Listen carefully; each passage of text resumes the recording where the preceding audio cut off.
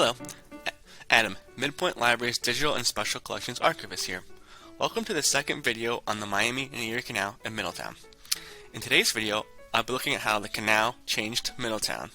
If you're just joining us, make sure to check out part 1 of this mini-series where I looked at the development of the Miami and Erie Canal.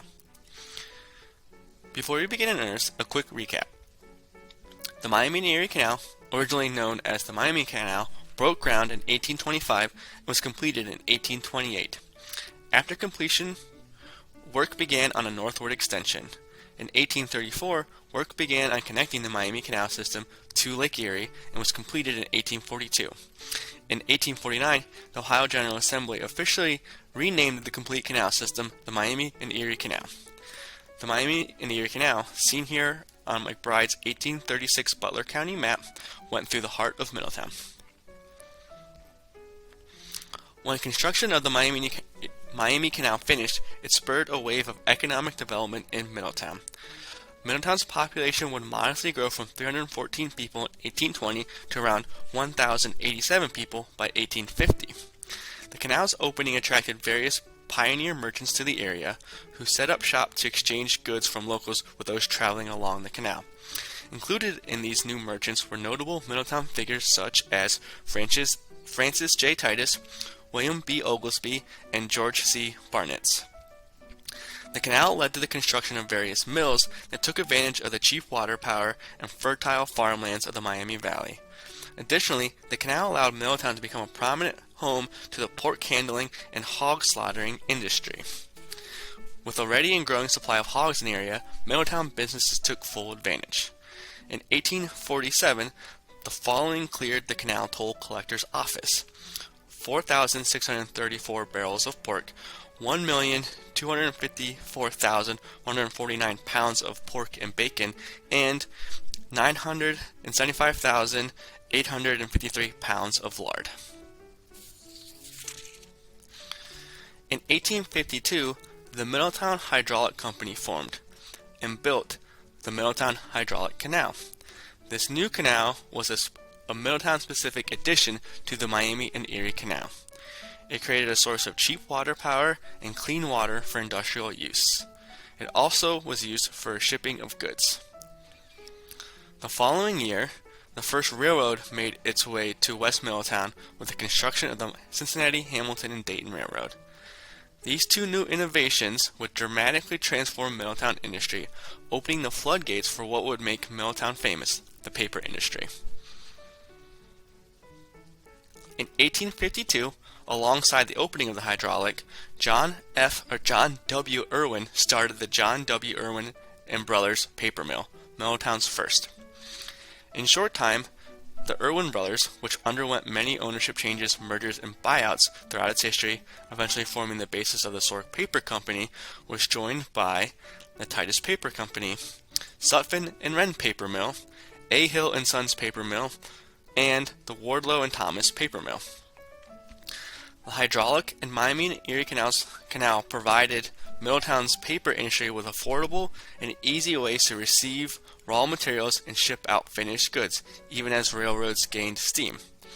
In 1856, 2,407,405 pounds of rags, products used in the making of paper, came by boat to Middletown, and 1,761,063 pounds of finished paper product were shipped out by canal. In 1879, almost 4 million pounds of rags were shipped in. By 1905, Middletown was producing 50 million pounds of paper and using 85 million pounds of raw material, though these products are no longer being moved by canal. As Middletown's paper production grew, so did its population. The 1850s saw Middletown's first population explosion, growing from 1,087 people in 1850 to 2,070 people by 1860. From 1860 forward, Middletown's population would continue to steadily grow. The Miami and Erie Canal also made Middletown home to large-scale tobacco production, led by the Sorg Tobacco Company. At one point, Middletown was third in the U.S. in tobacco production. Other businesses aided by the presence of the canals were the ice industry, pre-refrigerators, led by the Adelaide Ice Company, and the Seaball Brewery. By the 1870s, the Miami Erie Canal as a transport system was almost finished. Small amounts of traffic persisted, but most transportation needs were being met by rail. The rise of electricity also replaced the canal's utility as a source of power. However, the hydraulic canal was still proved a good source of clean water and remained in use by the paper mills and other industries, even as the Miami Erie Canal faded. The Miami Erie Canal had one gift left to give to Middletown, though. In 1899, the city of Middletown put together a commission to help secure new industry for the area. The commission made contact with George M. Verdi, operator of the Cincinnati-based steel roofing company, who was looking to move the plant out of Cincinnati so that he could expand the business. Verdi was deciding between both Zanesville, Ohio, and Middletown for the site of this new plant. After both had offered financial incentive, Verdi is said to have chosen Middletown because of its proximity to the Miami Erie Canal and the potential advantages that it might provide. On July 12, 1900, construction of the American Rolling Mill plant began along Curtis Street and the Miami Erie Canal. Though Armco would never actually make use of the canal, its presence drew Verdi in, leading to the rejuvenation and another boom in Middletown. On November 1st, 1929, water feeding the Miami Erie Canal was shut off, marking the last day of the canal. Out of use for many years, the canal would become a health and safety hazard, as these photos can attest to. On November 2nd, 1929, Middletown held a canal closing parade in celebration. A monument, allegedly on the spot where the canal construction started, was unveiled, and symbolic spades of dirt were returned to the canal, signifying its close. Over the next several years, the Miami Erie Canal was filled in, becoming the basis for Verdi Parkway.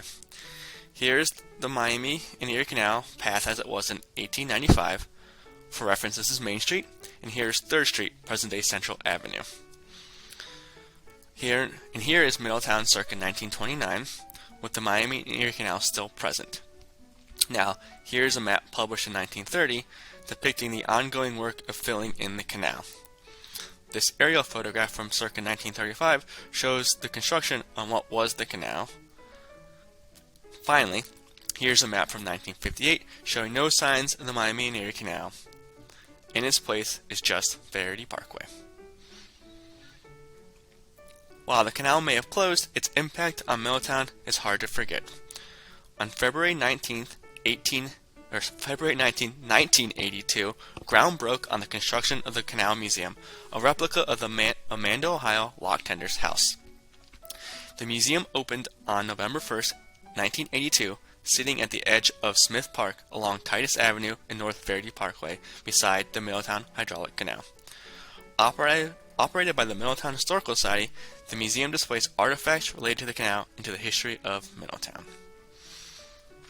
Thank you for joining me today. For more local history content, make sure to check out www.midpointdigitalarchives.org, the library's repository for digitized local history material. Have a good day.